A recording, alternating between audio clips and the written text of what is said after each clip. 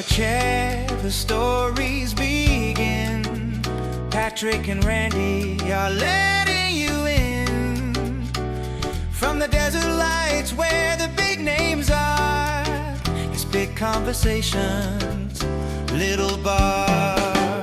Athletes and dreamers, stars of the screen, leaders and builders, and all in between, sharing their journeys, how they've come this far. It's big conversations, little bar. Welcome to Big Conversations, Little Bar, the Coachella Valley's favorite podcast, recorded live at Skip Page's Little Bar in Palm Desert.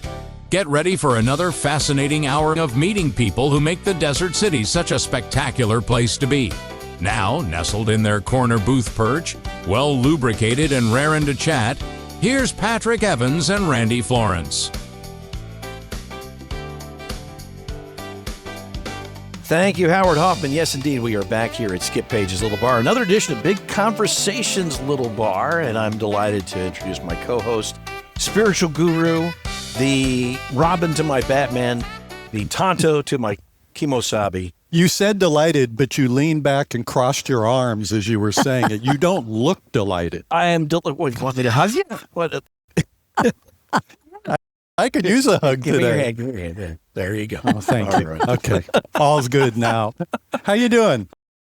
I'm really excited about today. Oh, let's not even BS each other for the next few minutes. Let's just get into this one because this is really cool. Well, I've had the pleasure of knowing Nelda for many years, and Nelda Linsk is our guest, and she is going to be crowned the First Lady of Modernism at this year's Modernism, which is phenomenal. Congratulations on that. Thank you. You've really held that title unofficially.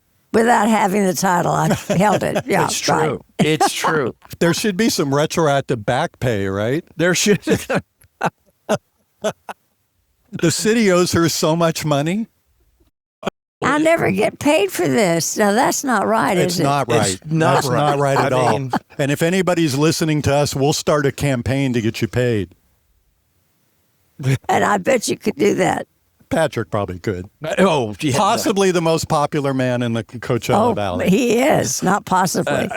It is ubiquitous. I don't think it's popularity.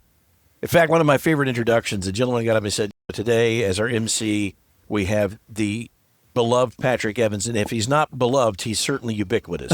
I'm like, I'll settle for that. That's fine. I haven't looked that word up since the last time you used it. Let's talk to Nelda. This is so exciting. Everybody, for frame of reference, the Slim Aarons photograph, Poolside Gossip, is Nelda Linsk. You're the one in yellow. I'm the one in yellow. And it's Helen Captor. JoJo Captor, yes. Yes.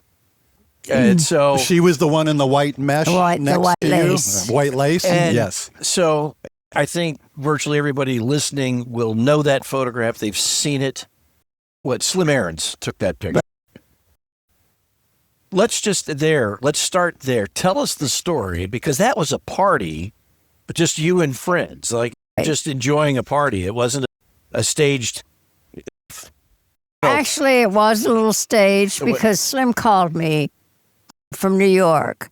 And he said, I'm going to be in the desert and I want to do some pool shots. So he said, can you call some of your friends and have them come over, pull something out of your closet, and let's make it really casual. And that's what I did. And I didn't know then that it was going to become one of the most famous photographs in the country. It's hanging on everybody's wall. Not in the only world, it's in the hanging world. now. People come up to me at Modernism from New Zealand, Australia, Dubai, and they say, we have you hanging on our wall. We never dreamt we'd ever meet you. That touches me. And yeah, I'm hanging on everybody's wall. Yeah. It's one of the most iconic photographs ever taken. And it certainly, it captures what Palm Springs was. Right. He called me one day from a book signing in New York, and he was at a gallery. And he said, Nelda, why is this photograph so famous? And I said, because I'm in it, Slim. End of conversation. But really, What a dumb question. I really think it's become so famous because people want to be in that photo. Yes. They love our lifestyle. They love the architecture. They love the mountains. They love the sun. They love the pool. They love the house. I'm taken by the woman on the left who was walking up towards the front. Yeah, that was Lita Barron. What was her story? She was an actress. Yeah. She was married to Roy Calhoun.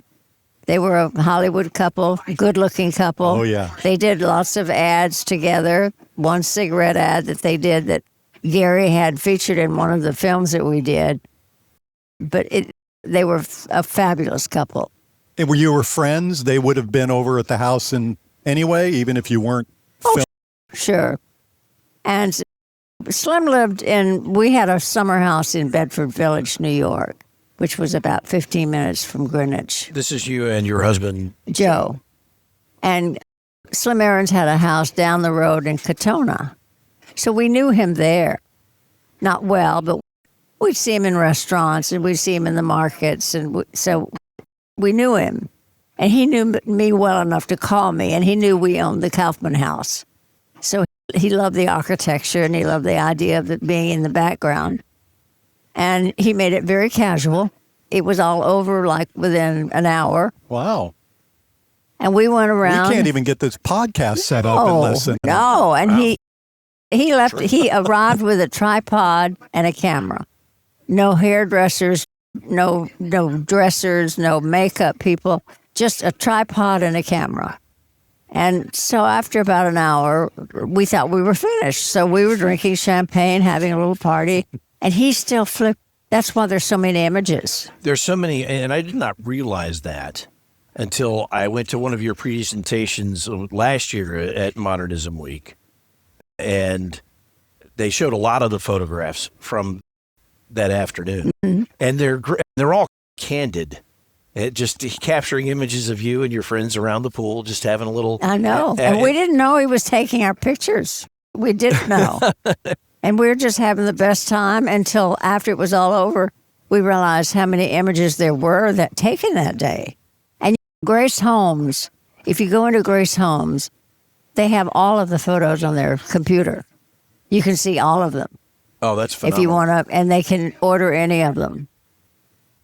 It's such a slice of life, and it really is. It embodies what Palm Springs was, and still, I think, aspires to be. Right. Yeah. I mean, I imagine a lot of people look at this and just think this was just the way everything was every day, that you all walked around in these beautiful clothes. We dressed that way every day by the pool. Every day, yeah. Just to have a conversation around the pool. It's the way it looks, right? It does. It's such an incredible photo. It really is. Have you ever walked into a place not knowing that photo was going to be there and see it hanging? All the time. What's the oddest place that you've ever seen it? Or the least expected place? There's no least expected because it's in so many houses all over the world. It's everywhere, yeah. Expensive homes, inexpensive homes. In that's restaurants. good. I can hang one of mine. Good. I'll buy half of it with you. I have a very inexpensive house. Every week we'll trade off. You can have it one week. Yeah. I get custody of it next week. Yeah. But it's so exciting because when I go into a place and I see it on the wall, I say, oh, there I am. And they'll look at me and they'll say, what do you mean, there you are? I said, I'm in the one in the yellow. They said, what? And they're so excited to meet me. And I think, I'm just an ordinary person. And they're so excited to meet me. It's like modernism. They come up to me from all over the world. They say, there you are. We never dreamt we'd ever see you here. And it's Kelly and Mark, her husband, the show that they do in New York. Consuelos and Ripka. Ripa. Yeah. They were here last year during modernism. They were at the convention center. And they got there before I did. And Gary had seen them. And he knew I was coming. So he was waiting for me at the door. And he grabbed me and he said, Kelly wants to see you. So we went over to where they were. And there was a photograph on an easel in front of this shop. She said, oh my God, we got to get a picture taken. She had her husband take pictures of us together and of the photo with us in the photo. And that following Monday, she had it on national television. Wow. She showed the picture of us taken together. She showed the picture of all the people around looking at us. And we're trying to invite her to modernism this year. This Is Your Life. She would have loved it because she's a big fan of mine. She's a great gal. She was so excited that night talking about Kelly. They just look like they belong in Palm Springs, don't Well, they? they have a home here. Yeah, but like full-time, moving their Right. show here and everything. Right. Yeah, they should. Why not? They could do it right here at the little bar. Now, wait a minute. Yeah. No. They could take our No, place. they can't. Somebody that people want to listen to. Skip would fast would Skip throw us out. That's true. Really fast. I think their entourage would take up the whole bar, probably. Yeah. So, when did you move to Palm Springs? 1962. I saw. And after we were married, my husband had been coming out here every year for years to play golf. He spent 6 weeks out here every season. And he owned a clothing store in Philadelphia, correct? In Philadelphia, a manufacturing company. Yeah. So one day he said, how would you like to go to Palm Springs and learn to play golf and learn to play tennis? And I'd never had time for that. I was always a career gal in fashion. I said, I would love that. So we came out. And the first time we came out, we stayed at the Spa Hotel. And I remember I got out of the car. It was August. Got back in And the car. I said, what are we doing in this hot spot? Let's go back to New York. The next time we came out, we stayed at the Racquet Club. And that became our home. The Racquet Club was where everybody went every weekend. And we were there every day, but all the starlets would come down from Hollywood every weekend. And it was fun. It was such fun in those days. We had the best time. And all the celebrities loved coming here because paparazzi didn't bother them. Right. They had their privacy. They could even go shopping downtown. They wouldn't be bothered. And they loved that about Palm Springs. And they were like 2 hours from L.A., and that's the time frame that they wanted the That was the whole deal on their contracts exactly. and stuff. Right. So it was perfect for them. Yeah. But Now, in 1962, a friend of mine in town, a gentleman named Dick Oliphant, I don't know if you ever known Dick. He was the mayor at Indian Wells for a while and such, and he built the tennis center. oh, sure. But he came in the same year, 1962, and he was telling the story of how his office was in Indio, and he would tell the story of driving from Palm Springs to Indio every day. And I said, how long did that take? And he said 45 minutes, and there wasn't one light. And I'm like, it's an hour and 10 minutes now, and there's 100 lights, Dick. So I know. But he talked about when they moved there, they moved into Judy Garland's home. And the reason they picked that one is that they had 5 people in the family, and it was the only home in Palm Springs they could find that would house the whole family at that time. So apparently finding a home at that time was a bit of a premium. It was, especially a 5-bedroom home. Yeah. Most homes were 2 or 3 bedrooms. That's it. So you came in August. It's 800 degrees when you get out of the car. But And you decided to stay. We spent about 3 weeks and then went back to New York. But the next time we came, we rented Claudette Colbert's house in Las Palmas. And we had a realtor that kept wanting us to go and see the Kaufmann House. And we were interested in buying something. And he was showing us other properties because we didn't want a property that had a lot of maintenance. And so we kept saying that house had 6 lots around it. And we said, that's too much maintenance. But one day he came over with a book. And the house was featured in the book. And I said to my husband, I said, let's go look at it just for fun.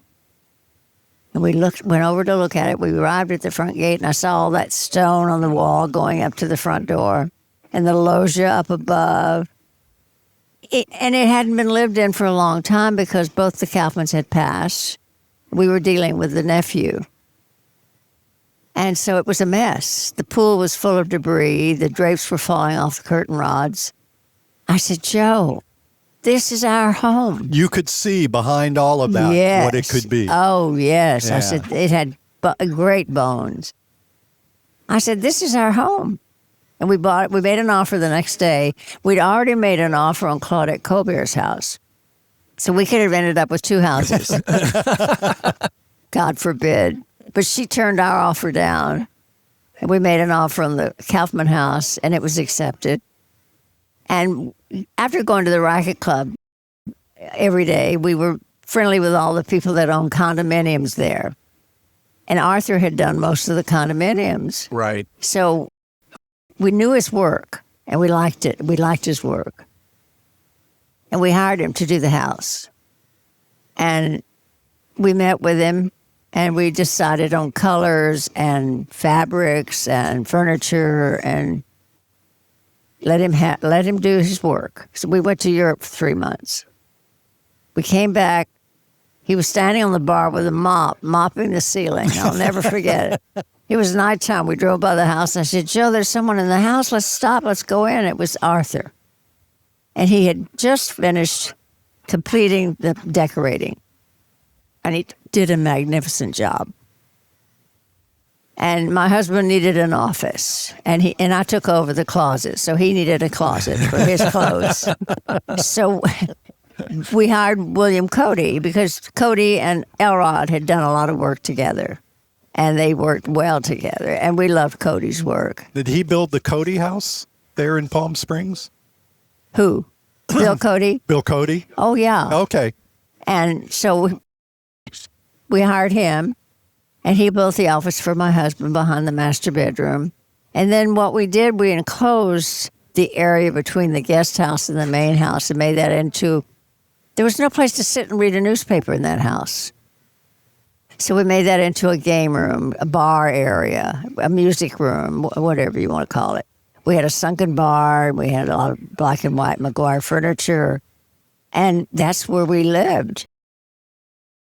And I know Richard Neutra, the architect of the Kaufmann House, came down one day, and he looked at the work that Cody had done, and he said he did a magnificent job, because he did all the horizontal beams, and it was like a Neutra design. And we wanted to keep it like that, because that was the whole idea. He did a great job. Yeah, you don't want to mess. You've got something so iconic. Yeah. You don't want to mess with that. Exactly. Now, how long did you guys live in that house? About 10 years. About 10 years. Yeah, and it was fun. Yeah. We opened the house up for charities, and the house had never been opened. The Kaufmanns never opened it, so it was rarely seen. So when we lived in it, we opened it for a lot of charities, and we had fashion shows around the pool. Emilio Pucci came. We had 2 Pucci luncheon fashion shows, and he came one year.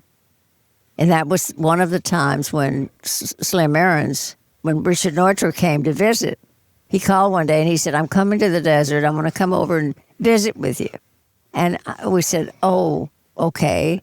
But we have a fashion show that day. And there'll be 200 Italians around the pool. It might not be safe. Sounds like trouble. He said, that's okay. I'll stay in the kitchen. He was a very quiet guy. He didn't want to, he was not bashful, but he very much of a private person. So he stayed in the kitchen with my husband the whole afternoon. Wow. I said, you don't want to go out there with all those Italians. But it was fun. And then Bill Blass did a show one year around the pool. So we opened it for a lot of different charities. And fashion was your profession prior to marrying Joe. Oh, yeah. Yeah, I was fashion all my life. Let's talk about that. You born in Texas? Born in Texas. How did that girl from Texas end up as there was royalty in Palm Springs? There was a store in Corpus called Lichtenstein's. And I had been working part-time when I was going to college in Corpus Christi. Well, visited there a lot. And I was there all the time. And So I became, after a while, I got to know all of them. And I became their fashion director and their bridal consultant. And I did that for about 4 years. And then I moved from there to Memphis, Tennessee, to a store called Lowenstein. So I went from Lichtenstein's to Lowenstein's. And there was a gal there that had been working, and she was retiring, and I took her place and became their fashion director and their window display director. And I did that for a while, and I also had a television show called Mr. Bingle that we did every Christmas. And Gary's going to feature that in my This Is Your Life during Modernism this year. Cool. And he has pictures of me in my red velvet with my white fur trimmed hat. It was Christmas every year when we did it. And that was always fun. But then I moved from there to New York. A friend of mine also was in New York, and she was known as Betty. That was a trade name, Betty Barclay. It was owned by Linsk of Philadelphia, but the trade name was Betty Barclay. So she was Betty Barclay. When she retired, I became Betty Barclay. And I traveled all over the world. I lived in New York maybe 6 months out of the year. That's all, because I was traveling the other Traveling all 6 the time. months. Yeah. Putting on fashion shows with the new collections that we were doing, and at different department stores all over the country. I look at my calendar today, I don't know how I did it. But I'd be in Palm Beach one day, and I'd be in Seattle the next day doing a television show at 7 in the morning. I did it. Wow. But I don't know how I did it. I was younger. And And were you doing this all independently, moving by yourself to these different areas?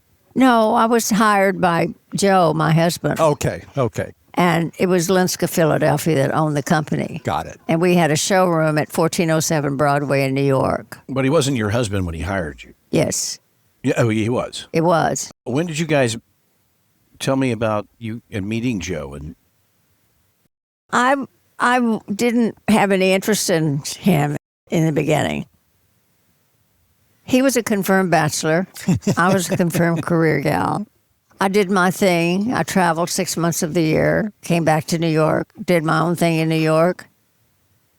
And finally, he had a home in Bedford Village, and he invited me up there one weekend with 2 or 3 other people, and we had the best time. I was so impressed. I loved it. So I started going up on weekends, and that's how it all happened. We didn't let any of the salesmen know in the company. They didn't know until we got married, and that's when they found out, because we didn't want it to get all over that area. you didn't need everybody in your business. No. And that's how it happened. I ended up in New York. I moved here from New York with my husband. He was a great guy. And so when you guys moved here part-time, but then when did you come full-time? We sold the city place at 40 Central Park South. We sold that like within a year after he retired. Okay. And then we kept Bedford Village, and we would go back to Bedford Village during holiday time, Thanksgiving and Christmas. And so we kept that for about 6 years. And then when we bought the Kaufmann House, that's when we started talking about maybe selling it. And then IBM moved in where our house was in Bedford Village, and they started buying up all the property, building on all the property. And Bringing their employees in. Yeah, and it ruined the rural feeling of Bedford Village. So we finally sold it and made this our permanent home. And we were never sorry. I imagine not. The life that you have created here in the years you've been here is Well, pretty it was phenomenal. always fun. And I got to know all the girls, Helen JoJo and Barbara Marx in those days before she was Barbara Sinatra. You got to know Barbara before she married Frank, but Joe, your husband, was friendly with Frank Sinatra. He was part of that The Rat Pack Yeah. in New York because Manny Sachs was Frank's best friend, and Lester Sachs worked for Joe at Linsk, Philadelphia. So because of Lester, And Manny was working with the record companies. and so Joe became part of that Rat Pack, and we'd end up at Jilly's every night in New York. I knew Frank before I met Barbara Right. in New York, but I met all the people at the Racquet Club in Palm Springs. I need a time machine. I just need to go sit at Jilly's and watch this all Oh, happen I know. and sit at the Racquet Club Would and that not be amazing? be hanging out at that pool when you guys are taking that picture. That I guess that's what you're putting together. Yeah, it was really great. Great. It was fun on weekends. The beginning of the season every year was the opening of the Racquet Club. That was the beginning of the season. And it would all be in the Farrell House in the back. And everybody would walk in and say, "How was your summer?" That was the line. And we'd all say, "Oh, it was great. It was great." And Mr. Farrell always had some interesting stories, didn't Oh, he? Charlie, yeah. He ended up on the end of the diving board one day, peeing in the pool. Yeah, I think Totally sober. He had too many martinis at lunch. Okay. Not sober. At lunch. He had a table in the Farrell House, no, in the Racquet Club when you walked in. The first table was Charlie Farrell's table. So he could see everybody when they came in. The parties had to have just been legendary. They were fabulous. Yeah. Can you give us a few ideas of some of the ones you remember the most? Oh, they were all so wonderful. And Yeah. then people that had the condominiums there, they had parties in their condos all the time. Was it like 7 nights a week that this stuff was going on? Oh, yeah. We entertained mostly in those days. We entertained a lot in our homes rather than restaurants. Yeah. We had our favorite restaurants, too, like Down the Beachcomber and Ruby Dunes and the Dollhouse, and they were fun. And Down the Beachcomber was on Villalobos, and Kirk and Ann Douglas lived on Villalobos, and they would walk down the Beachcombers, and we'd all drive over. We'd all meet there. And Roy, who was the maitre d' there, he knew us all. He was always drunk, but he always had they had a cabinet with all of our chopsticks, and they were all Linsk and all of our names on all of our chopsticks. And he always had them at our place when we sat down at the table. Wow, that's the way to take care of a customer. We all had our own chopsticks, but it was great fun. I want a restaurant that puts my name on chopsticks. Actually, I just want a decent Chinese restaurant in the Just valley. take a marker to P.F. Chang's and write your name on the chopsticks when you sit down. It'll look fancy. Maybe Mr. PF would do that for That's me. right. Yeah. Let's talk about some of the people that in those days, you talk about Charlie Farrell, but like some of the other, Sinatra obviously was hanging around, but who else? Oh, R.J. Wagner. They were all there. You name it. They all came down on weekends. They were all there. And it was like, we didn't think anything of it. It was just what Palm Springs was. Yeah, it was a normal thing. And they liked that because they didn't get any special treatment. But they always gave it color. Yeah. They always gave it a lot of color. Now, Palm Springs went through some, right during the Mayor Bono years, went through some pretty major changes in changing when the spring breaks were coming in and there were some problems in there. How did that feel to you as you were watching all of that happening? And are you happy with the direction that Palm Springs ended up going? No, I'm not happy at all because we had all of the stores. We had Saks, Magnons, I. Magnin, Joseph Magnin, Land's Shoe Department. We had all the stores in the Fashion Plaza. It was all here. The people that lived in Palm Desert had to come into Palm Springs to have dinner because they had nothing out there. And then all of a sudden, all the stores started going to Palm Desert and the Fashion Plaza closed. And a lot of the T-shirt shops started opening. You know, I didn't like that at all. Yeah. We're trying to change that now. But it'll never be like it used to be. No, I don't see how it could be. No. Yeah. No. It'll never be. Tourism changed a lot of that, didn't it? Oh, sure. Yeah. Oh, sure. So many changes since then. Look at Coachella and Stagecoach and all of that. We didn't have any of that. Nothing stays the same. No. Nothing stays. Yeah, talk about your friendship with Barbara Marx, named Barbara Sinatra, because that's how I got to know you. It was during the Sinatra golf tournament and spent. Oh, that's right. Yeah. I always did the fashion show during the Frank Sinatra luncheon. Barbara was my best friend. She and Joe had the same birthday, March the 10th, and we all celebrated their birthdays at our house, the Kaufmann House. I'm guessing those are some pretty decent parties. Oh, yeah. Barbara and I had a Pucci outfit that was down below the navel and a little bra top along to the floor. She had it in one color and I had it in the other color. She wore the biggest diamond she could find in her navel. And I got the biggest pearl I could find for my navel. And we had a little band every time we'd have a birthday party at our house. And we're always out there dancing. We were out there dancing every night, but especially at the birthday party. But those were special parties. They had to. Yeah. Imagine getting invited to that. I was invited once to a Barbara Were you? birthday party. Yes. Yeah. And of course, Nelda was there. But much later.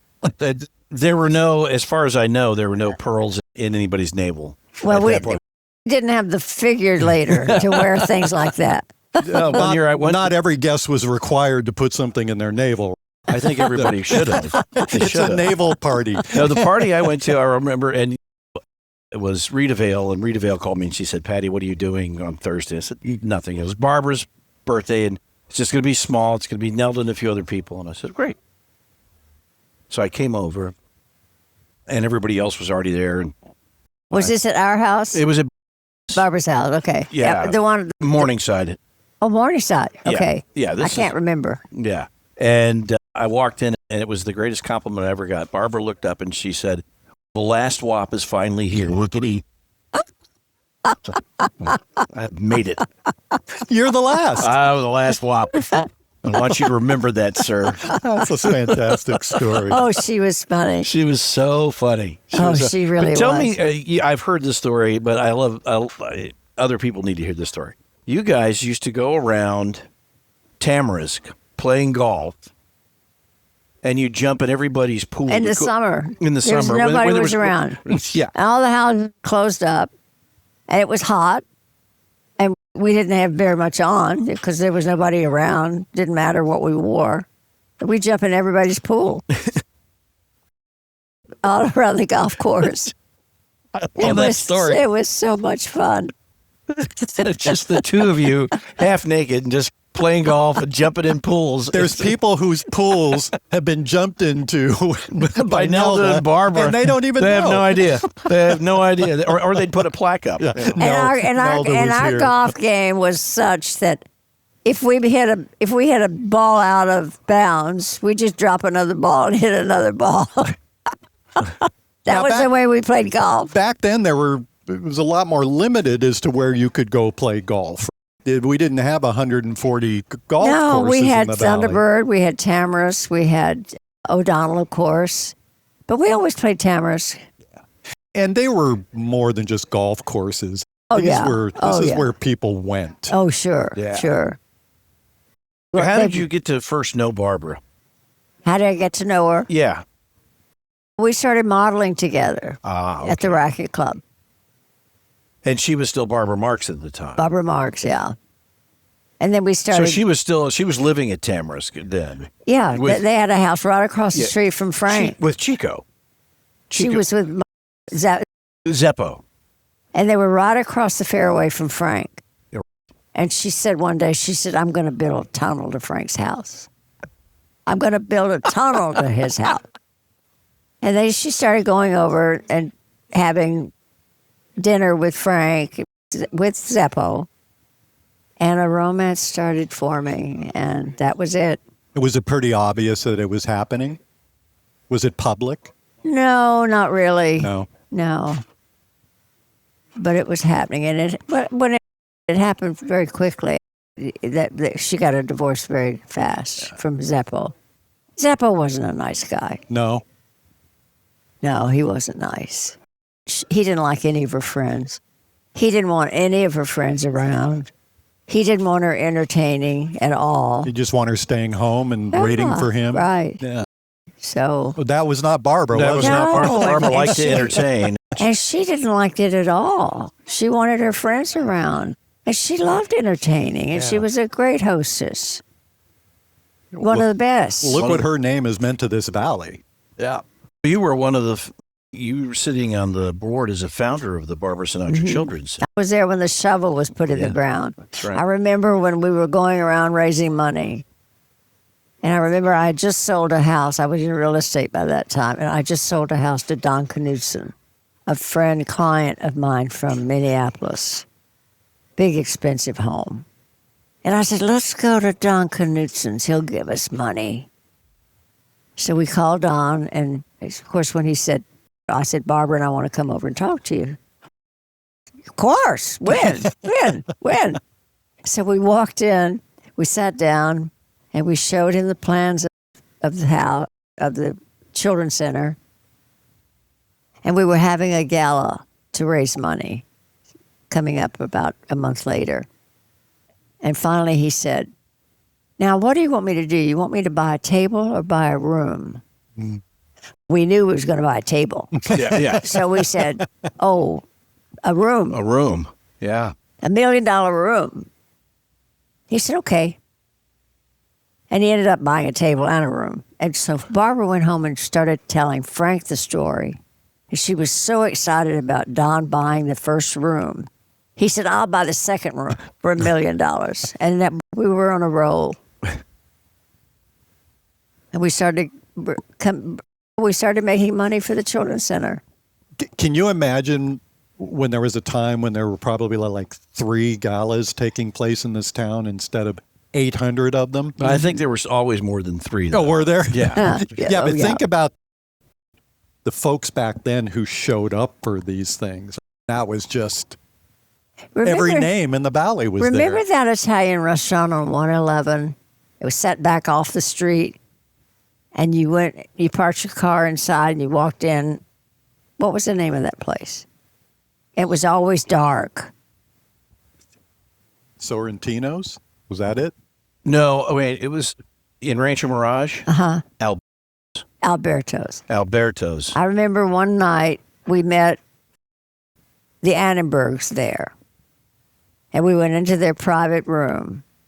And we had all the plans for the Children's Center. And that's when he gave us the land that night at Alberto's. Wow.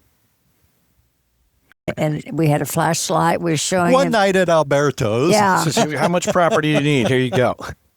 But it seemed so difficult, but it was so easy because these people were so generous. And everybody was trying to help mold the valley. Palm Springs. Right. Yeah. And when Children's Center, when they hear Children's Center, they're more giving. Yeah, it wasn't a hard sell. No. You were doing something really unique. It hadn't been done here in the valley or very many other places for that. And it became a model for children's centers all over the country. Oh, they're all copying us, yes. They're all coming and visit, and we take them on the tour of the Children's Center, and they see what we do and see the results, and they think, oh, we're going to take this back and do it in our home. And you must be extremely proud of your involvement with the Children's Center over the years. You helped to shape that facility. oh, sure. Oh, I am. I go in there today, and I think, my God, we built this from the ground up. And John Thorson is the best thing that ever happened He's to the the current Children's Center. executive director there. Yeah, he's so great for the He's Children's great. Center. Terrific guy. Yeah, he's a great guy. What other organizations were you involved in the early times? I was always on the board of the Desert Hospital. That was before Eisenhower was built. Yeah. And always active within that, and with Gloria Greer's MS, Act for MS. multiple sclerosis, always involved in that. And I was involved in everything. And these were all things that were going to be necessary for this valley to grow. Mm-hmm. I remember Dick Oliphant talking about as 10 was coming in, they all had to learn how to do things that EMTs would do because there were no EMTs. Exactly. You know, he might be building something in Indian Wells and then have to jump in a truck to take care of an accident on the freeway. But that's the way the valley was being built.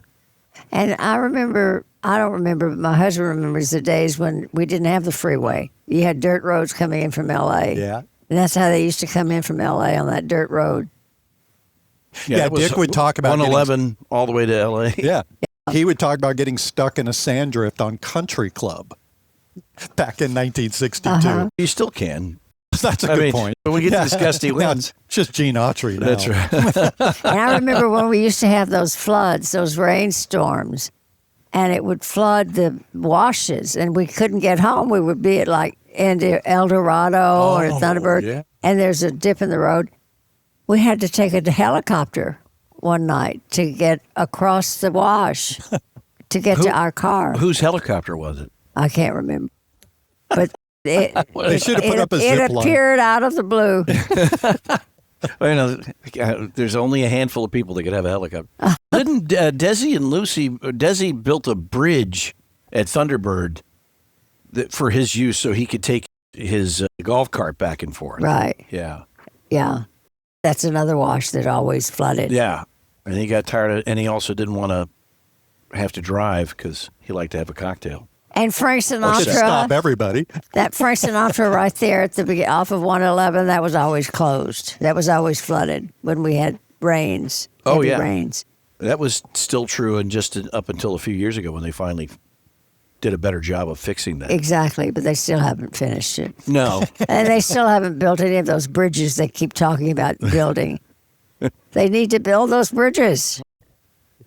When Indian Canyon gets shut down for another 9 years, maybe they'll do something about it. Yeah. How did you get involved in real estate? What made you transition to real estate? I got tired of deciding who I was going to have lunch or play golf with the next day. I thought there must be something I can do. I didn't want a 9-to-5 job, which is a joke because real estate's 24/7. 24/7. That's exactly right.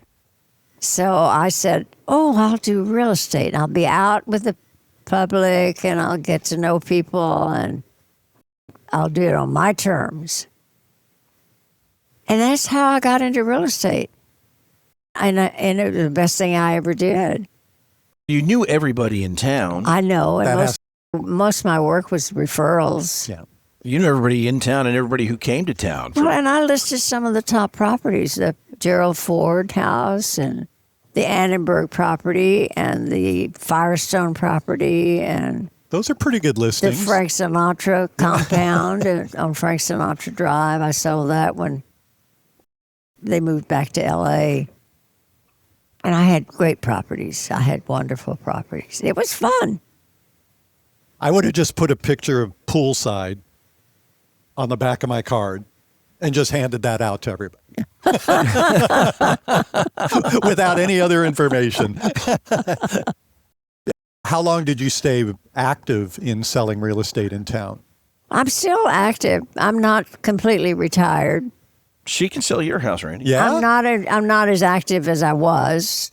I imagine having Nelda sell, there's got to be a little bit of a premium that comes with the selling of your house. But the property's going to move. She's going to move that house. Yeah, it's gonna sell. So I better be prepared. That's right.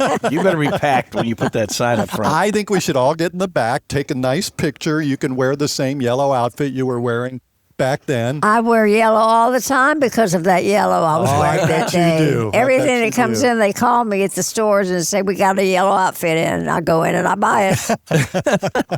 Now, remind me, what year was the picture taken? 1970. 1970. Okay. And how long before it started to appear and gain so much traction? In the beginning, it wasn't that popular. I just wish Slim was here to enjoy it. Oh, yeah. Because he would love it, all the accolades. But it's more popular now than it was when it first was done. And it's been this way for about 10 years now, Yeah. or longer. Or Oh, longer. I think even longer. Longer, Yeah. yeah. 20 maybe. It's known all over the world. Oh, I knew of that. I knew of that picture before I moved to the Valley, You did? and I've been here 15 years. Ah. Oh yeah, yeah. Unbelievable. No wonder all the photographers wish they had done it. Sure. Yeah. Yeah. Michael Childers said, I wish I'd done that photograph. I'm sure he does. I would love to. It would be so fascinating if we were at a time back then when somebody had realized, hey, we need to do a documentary behind the filming of this picture. Nowadays, that's what they do on anything that's Right. important, is it ends up being on Netflix in the Right. next 2 hours. Yeah. That had to be quite a day. It seemed like yesterday. It doesn't seem like it was 1970. And I know what the 60s were, but did the 70s continue in Palm Springs as just the party? That's what everybody was doing every night? The 70s and the 80s. Yeah. Yeah.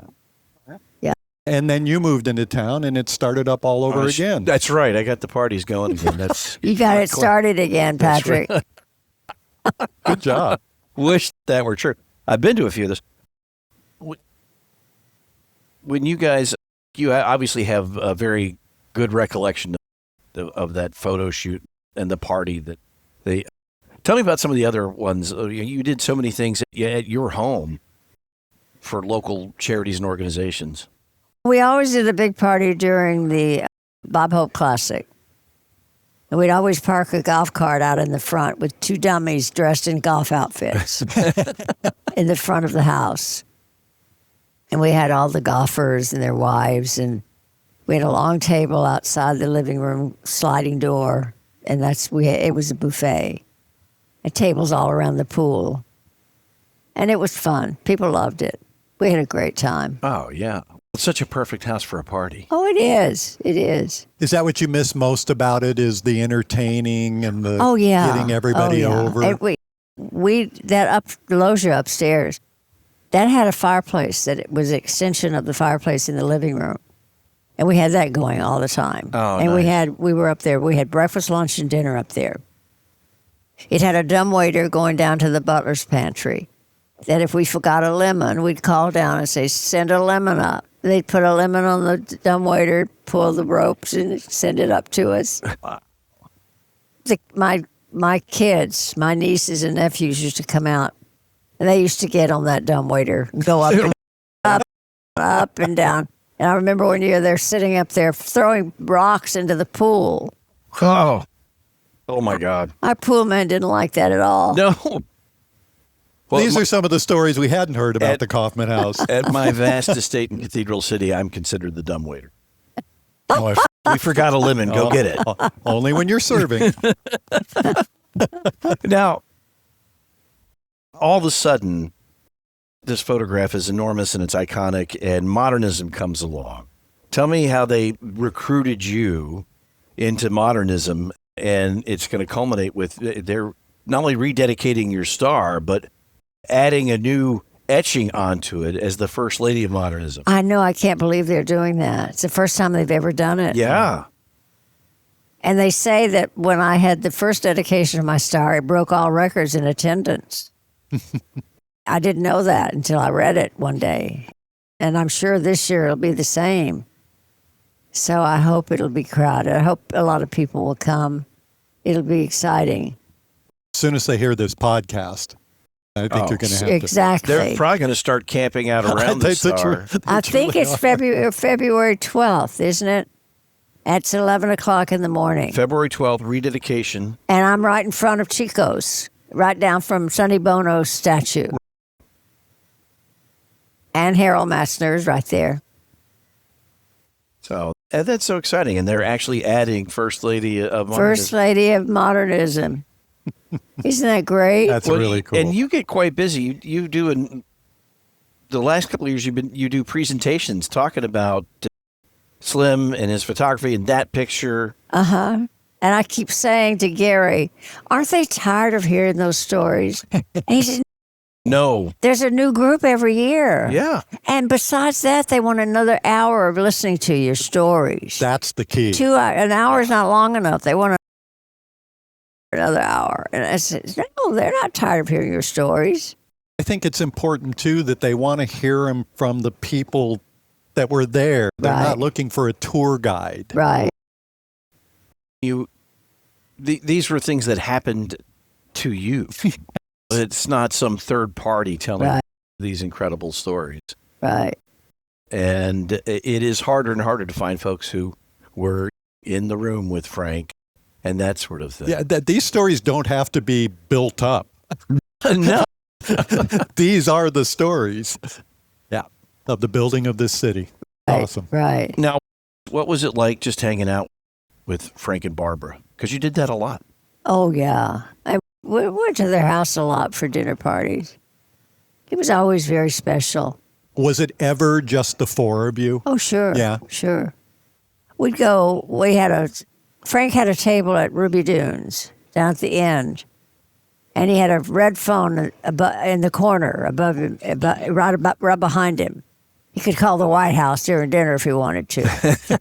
And our table was right next to his table. So sometimes we'd have several people that would take the seats and we'd combine our tables. But they had dinner parties at their house a lot. And I used to love to watch Barbara and Frank. Frank would be at one table, Barbara would be at the other table. And he'd blow kisses to her. Oh. All during the night. And whisper, I love you. Oh. It was so sweet. You and I've talked before that the stories that people don't know about Frank are really important to hear. The philanthropy, the way he helped people out. The story I read about reading something in a paper about a local waiter or something that had gotten sick, and he took care of it. Jilly, take care of this. That's exactly right. Yeah. And Jilly would take care of it, and no one would know about it. Jilly took care of a lot for Frank, didn't he? Yeah. Oh, he was his right-hand man. Yeah. And so did the gal that worked for them. I'm trying to think of her name. She was her right-hand man. But she took care of a lot of it for Frank. I had a dog that they were breeding Cavalier King Charles Spaniels. And they gave me one of their dogs. And Frank named him Luigi. Best dog I ever had. Oh. Best dog. Don't you love that name? Luigi, yeah, I love that name. Luigi. It's a name that Frank would name a dog. And you love that breed to this day. I just had one. Yeah. Just lost one about 2 years ago. Yeah. It's my favorite breed. Yeah. So the little girl in Texas gets into the fashion business. And now you're sitting here, and I'm not saying that this is a highlight of your life, but She probably won't even remember this by the time probably she gets won't to even dinner. remember. Is there ever any time when you sit back and you just pinch yourself? I can't believe Yeah. Oh, how did all this happen? That's what I mean. And then I yeah. hear all the stories. Gary will put these stories together. He knows more about me than I know about myself. And I'm thinking, I had a good life, didn't I? Yeah. And yes, you did. And you still are. Yes, you did. I've really had a good life. And I guess we need to ask, when is the event that you put together for Nelda? February 19th. Oh, that's going to be This Is Your Life This on is your me. life. Right. Yeah. So that's a Modernism Week event. Exactly. A It's going to be ticketed event. at It's probably the sold out. Annenberg Theater, and it's on their website. If anyone wants to get tickets, I think there's still tickets available. Okay. Oh, they're good. Good. Yep. Yeah. ModernismWeek.com. Go get your tickets for Nelda Right. for the 19th. They even wanted my wedding dress, and it's been packed away for 60 years. My niece couldn't find it. I had sent it to my sister. My sister passed away about 5 years ago, and we didn't know where she put it. So my niece went through every box of the attic, couldn't find it. Finally, she's in one of the guest rooms, and she looks over at a chest. She says, "I've got to clean out that chest." So she started cleaning the chest out, and there was my wedding dress. Oh, my. So she brought it last time she came last week. So Gary's going to have that in This Is Your Life. And a picture of me wearing it at my wedding. How many years since you'd seen the wedding dress? I haven't worn it. I wore it that one time. That one time. And that was in 1964. And seeing it again for the first time since then, how Well, was that? it used to be white, Yeah. and now it's an off-white. We But all are. It has been stored in a chest with no bugs and no air. So it's been preserved. Wow. And it's in good condition. It must be a delight for you to be able to reminisce like this, and not just for a couple people, but for an auditorium full of people. It must be great. It is. People love hearing it. Yeah. I can't believe it. I can't believe it. They love hearing it. And then there'll be a Q&A, and there'll be questions from the audience that are wonderful questions that I'd forgotten about, you know. Thank goodness I'm able to answer most of them. It's a unique thing about our area that the people who built it, many of them are still here and they still talking about it. Right. I Oh, think yeah. some of the most attended events in this town are events like they're going to be holding for you with the This Is Your Life, because people want to hear those stories, and specifically from the people who were there. Exactly. Yeah, they want to hear it from me. Yeah. Absolutely. Oh, I can't wait till the 19th. This is going to be a great event. Yeah, be sure and come. I'll be Patrick, can you come at that hour? 3 o'clock? I'll Is that, be, yeah. you Yeah. can? Oh, good. Good. there. You might be able to get a ticket. I'm just going to sneak in. He can. If he's lucky. I'm not even sure they let me in. Is it the Annenberg? Yeah, I'll have to see if they're letting me in. Why? What did you do? I don't know. It's always something. Nelda, this has been a delight. Thank It you has. so Oh, much. it's been fun. Thank you so much. Always adore spending time with you, and I it's love it. great to have you come and tell these stories. Gary, thank you. I was excited about this. Yeah. Because I'm one of those people that just can't get enough of the history of this. Oh, value. good. And Nelda good. experienced some of the best parts of that history. You know, yep. You were And an don't- architect of some Don't forget the rededication of the star. That's on the 12th. 12th. Yep. At 12th at 11. 11 a.m. And the other one is on the 19th at 3. All At right. the so Annenberg. at the Annenberg at the Art Museum downstairs, correct? And then there's another documentary on Arthur Elrod that Adele Siegelman is doing. And that's later, and it'll be on the website also. But I'm in that as well with Alan Hess and several other people. That's going to be interesting. Yeah. She's still breaking news. That's right. Yeah. It's a great story. We did it up at the Elrod House at Southridge. Right. It's one of the most, it was used in a Bond movie. It's an incredible house, isn't Yeah. it? Didn't you do a fashion show up there? Oh, yeah. Well, More than one. We had a dinner up there for Bill Blass when he was here. And I remember I picked him up at the Racquet Club and I escorted him to the party. And the minute I opened the door, it was just getting dark. And all the tables were set with the candles going and the lights of the city down below. He looked at that. He said, "This is incredible." And Bill Blass has seen every fabulous house in the world. Yeah. But he said, "This is the greatest house I've ever seen." And it did look beautiful that night. Oh, I'm sure. With all the candles going and all the city lights. It was and he sent us fabric, little beige. It was beige in color with a little BB all over it that we made into tablecloths. So every table had that tablecloth. Oh, wow. And he was impressed by that. He said, "Oh, my tablecloths, my tablecloths." Oh, he had a good time. He loved it. Thank you for sharing all of this with us. Oh, This thank was amazing. you. This is Thank just a little you. tidbit. So Oh, if you man. enjoyed the podcast, be sure to get your tickets for the 19th, February 19th for Nelda's event and the This Is Your Life event. So Yeah, we look I got forward to that. goosebumps a couple of times during this conversation, so thank you. Yeah. thank you. Our guest, Nelda Linsk, thank you so much. Thank It's been great to you. have you. Of course, our producer, Mr. John McMullen. Thank you, Randy. Always a great job. Thanks for asking me back. Thanks to the team here at Skip Page's Little Bar for taking such good care of us. And be sure to subscribe to Big Conversations Little Bar so that you never miss another episode. We're always available wherever you get your podcasts.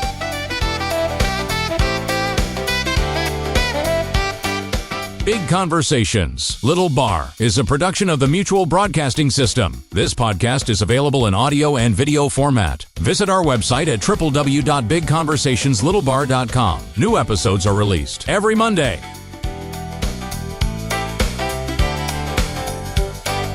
Athletes and dreamers, stars of the screen, leaders and builders, and all in between, sharing their journeys, how they've come this far.